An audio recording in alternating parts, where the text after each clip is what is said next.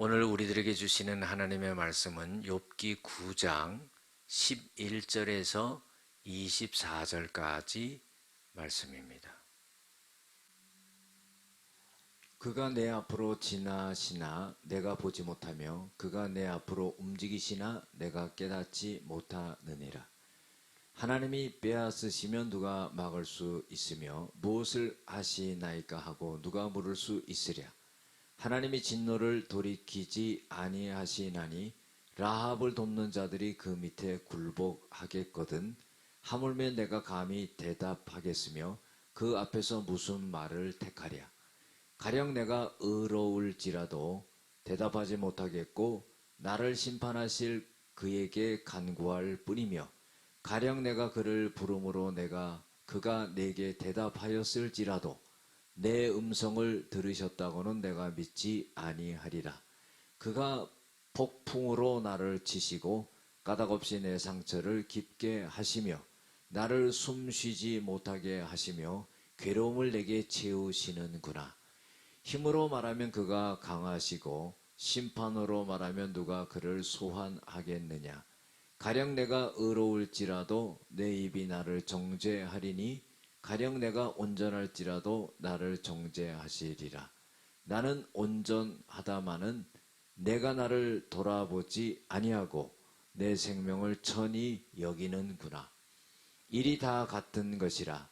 그러므로 나는 말하기를 하나님이 온전한 자나 악한 자나 멸망시킨다고 하나니 갑자기 재난이 닥쳐 죽을지라도 무죄한 자의 절망도 그가 비웃으시리라.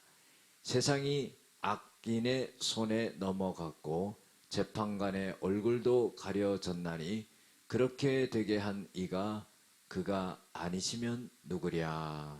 아멘. 오늘은 대항할 수 없는 하나님, 까닭없이 당하는 고난이라는 제목을 갖고 함께 은혜를 나누고자 합니다. 욥의 친구 빌닷의 말에 대해서 욥은 많이 또 수긍을 하면서 거기에 대해서 대답하는 그런 내용입니다. 그러면서 이 욥은 하나님에 대해서 또 자기가 믿고 있는 그 하나님에 대해서 그렇게 말을 하고 있죠. 11절에 보면은 하나님이 내 앞으로 지나가시나 내가 보지 못하며 하나님이 내 앞에서 움직이시나 깨닫지 못하는도다. 여러분들, 우리도 이와 같지요. 하나님이 분명히 계시는데 눈에 보이지 않아요. 옆에 계시는 것 같고 지나가시는 것 같고 내 마음을 감동시키는데 만져지지 않고 보이지 못하는 거예요. 그러나 그 존재의식은 늘 느껴지는 겁니다. 욥도 마찬가지였습니다. 12절에 보면 하나님이 빼앗으시면 누가 막을 수 있으며 무엇을 하시고자 하고 무엇을 하시나이까 하고 누가 물을 수 있으랴. 자, 이것은요 하나님이 주기도 하고 빼앗기도 한다는 거예요. 또 하나님이 하시는 일을 막을 수도 없다는 거예요. 하나님이 어떤 일을 하시는데 하나님 왜 그것을 하십니까? 그것을 또 물을 수도 없다는 거예요. 하나님은 하나님이 스스로 존재하시고 스스로 생각하시고 스스로 일하시고 하는 거예요. 우리보다 능력이 많으시고 우리보다 지혜롭기 때문이죠. 13절에 보면은 하나님이 진노를 돌이키지 아니하시나니 하나님은 진노하시고자 할 때 하나님의 생각대로 진노하신다는 거예요. 그 다음에 14절에 보면은 하물며 내가 감히 대답하겠으며 그 앞에 무슨 말을 택하랴. 내가 하나님 앞에 대답할 수 없고 어떤 말도 선택해서 말할 수 없다 하는 거예요. 하나님의 존재가 너무 위대하기 때문에 그렇지요. 15절에 보면은요, 가령 내가 의로울지라도 대답하지 못하겠고, 왜냐하면은요 하나님이 보실 때 나는 의롭다고 하지만 하나님이 보실 때는 의롭지 않게 보시거든요. 그 하나님이 보실 때 의롭지 않게 보시는데 의롭지 않은 자가 하나님에게 무슨 대답을 하겠냐 이 말이에요.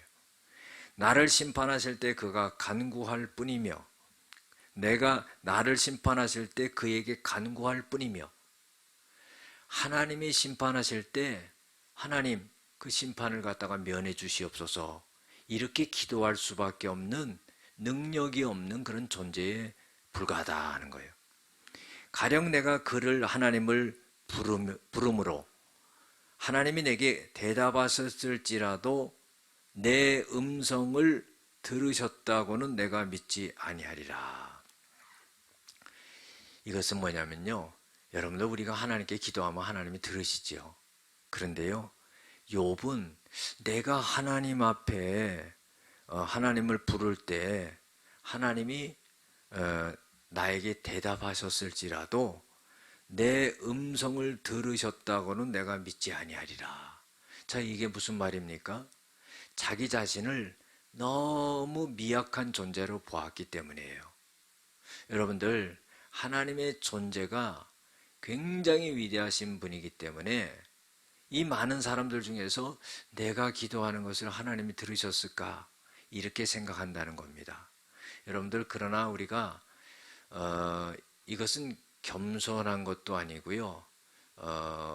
어떻게 보면 잘못됐다고도 볼 수가 있습니다. 왜냐하면은 너무나 극심한 어려움 중에 처해 있고 그렇기 때문에 그 심령의 상태가 너무나 다운되어 있는 겁니다. 그렇기 때문에 내가 기도해도 하나님이 들으실까? 이렇게 생각한다는 거죠. 내가 이렇게 큰 어려움을 당했는데 하나님이 이걸 들으시고 이 문제를 풀어주시고 역사하실까? 이렇게 생각한다는 거예요. 여러분들, 우리가 기도할 때 하나님 반드시 들으시고 응답하신다는 그런 믿음을 가져야 됩니다. 17절에 보면은 하나님이 폭풍으로 나를 치시며 까닭없이 내 상처를 깊게 하시며 나를 숨쉬지 못하게 하시며 괴로움을 내게 치우시는구나.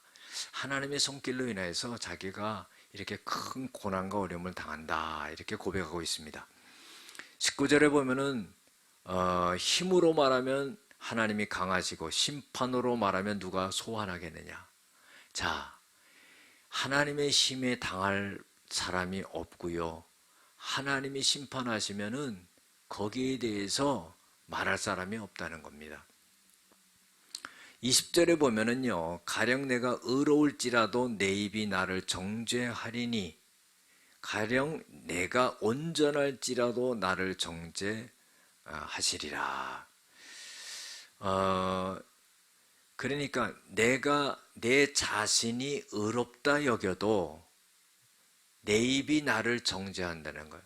너는 의롭지 못해, 이렇게 말한다는 겁니다. 그런 존재에 불과하다는 것을 말하는 거죠. 내가 의롭다고 말하는데 내 입술이 너는 의로운 자가 못돼, 이렇게 말을 한다는 거예요. 그것은 인간이 그렇게 죄악스러운 존재라는 것을 말하는 거죠. 내가 온전할지라도 나를 정죄하리라. 그러니까 사람은 죄인이라는 것을 갖다가 깨닫게 해주는 그런 말입니다. 21절에 보면은 나는 온전하다마는 내가 나를 돌아보지 아니하고 내 생명을 천히 여기는구나.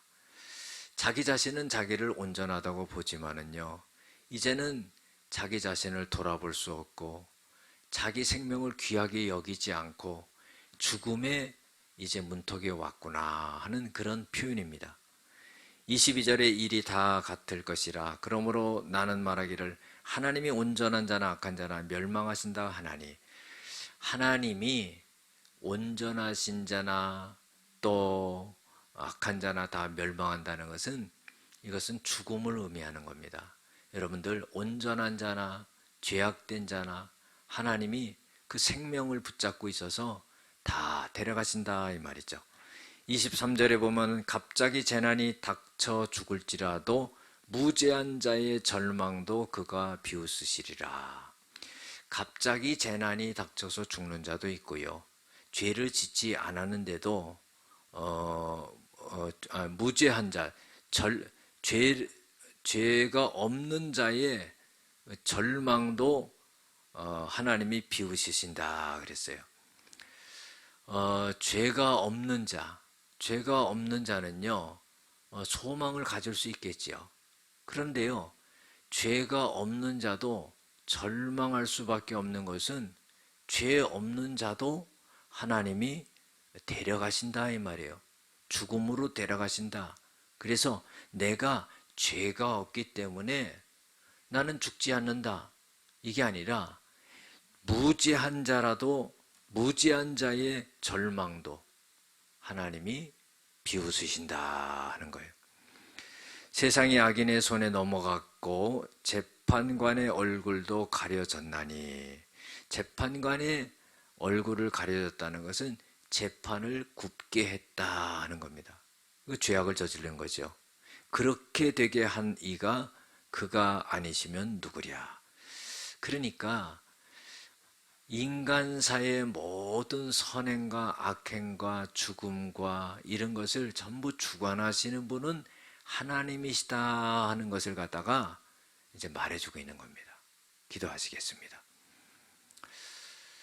하나님 아버지, 하나님의 전지전능하심으로 인해서 우리의 죄인들 또 미약한 존재들이 하나님 앞에 대항할 수 없다는 것을 우리가 알게 하시고, 우리가 까닭없이 당하는 고난 속에서 하나님의 깊은 뜻을 발견할 수 있는 저희들이 되어지게 하여 주시옵소서.